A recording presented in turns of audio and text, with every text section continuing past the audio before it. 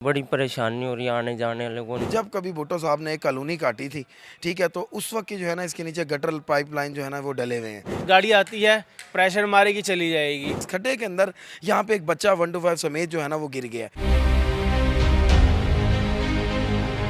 School से बच्चों को लाने के लिए, फिर बाकी इस गली के अंदर मस्जिद है, मस्जिद में लोगों को नमाज वगैरह के लिए, तरावी के लिए आने जाने में इतनी एक तंगी होती है ना, और इतनी स्मेल है कि उसमें पानी इतना, ये तो अब कुछ कम हो गया है। गाड़ी आती है, प्रेशर मारेगी, चली जाएगी, और फिर 2 घंटे बाद फिर वही पानी आ जाता है। इतने मच्छर खड़े होते हैं रात को, फिर बच्चों को काटते हैं, बीमारियाँ लग रही हैं, बहुत तंग हैं। कोई इसका कोई प्रॉपर हल करें ताकि इस एरिया के मकान में जो रिहायशी लोग हैं उनके लिए कुछ प्रॉपर जो है ना कार्रवाई हो सके, ताकि तंगी ना हो लोगों को आने जाने के लिए।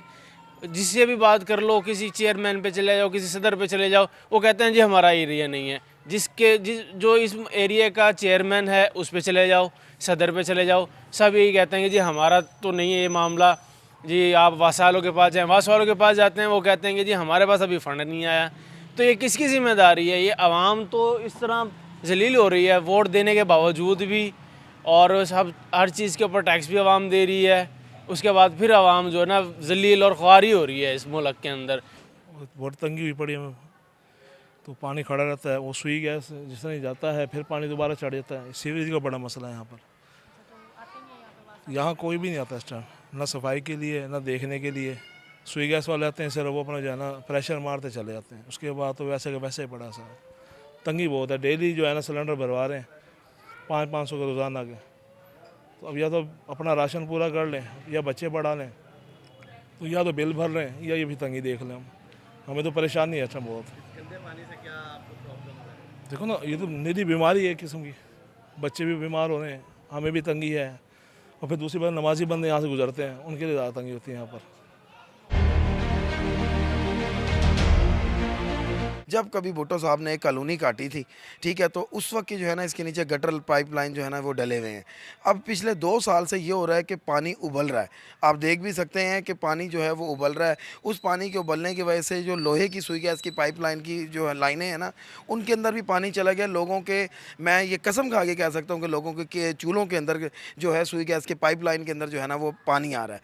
ठीक हो गया जी, गैस का भी यहाँ पर मसला है, सीवरेज का मसला है, बदबू इतनी ज़्यादा है, ताफून यहाँ पर इतना ज़्यादा हो चुका है कि आपको हम बता नहीं सकते। कि आप यकीन करेंगे बच्चों ने यहाँ से गुजरना है।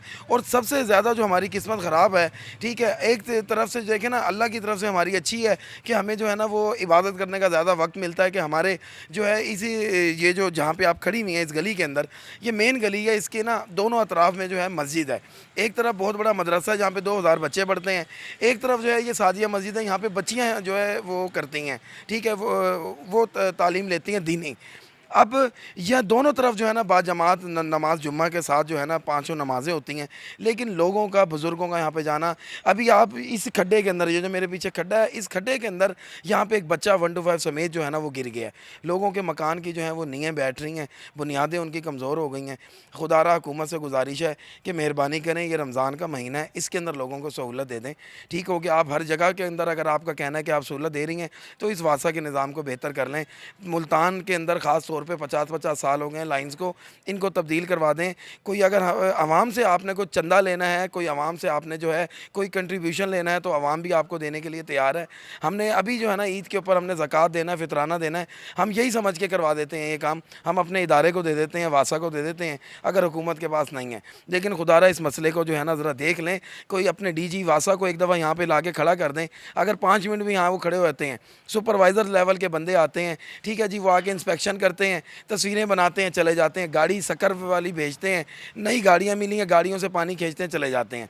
तो मेहरबानी करके इसका जो है ना हल सोच लें। ये ना हो कि इस गली के लोग 80 घर हैं, ये 80 के लोग जो है ना ये रोड के ऊपर आके कोई तजाज करें, फिर आप इनको पकड़ें धकड़ें, इन पर FIR दें, और ये सिर्फ अपना हक लेने के लिए आएंगे। वासा का मसला हल करवा दें, कोई फ़ंड जारी करवा दें।